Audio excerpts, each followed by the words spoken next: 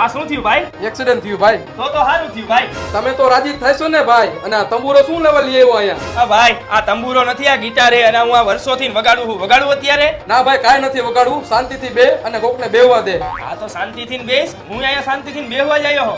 પણ આ તારું એક્સિડન્ટ થયું એ ઘરે તારી ઘરવાળીને ખબર હે? ના નથી ખબર એને. જો હું એને કહીશ ને તો મારી ચિંતા કરશે, જમશે નહીં. ખાલી ખોટી ઉપાધિ શું કરાવી દે બિચારીને. ઈ વાત તારી સાચી, પણ ફોન કરી દે. એમ તો તું ઘરે જઈશ તો ખબર તો પડશે જ. હાલ તું કેસ એટલે કહી દઉં. હલો, હા બોલો. મારું એક્સિડન્ટ થઈ ગયું. જીવતા છો કે વયા ગયા? અત્યારે તો હું જીવતો હો અને હું મરી જઈશ ને તો બધાને પેલા તને હેરાન કરીશ. હાલ ભાઈ તું વગાડ, હું ગીત ગાઉં. હો માંગી એવી મનને રાણી કદી ના મળી. તો તું આમ ગિટાર વગાડેસ? હા ભાઈ. રોઈ જાય થી તમે બધા શું મને હેરાન કરવા હાટુ જન્મ લીધો હે?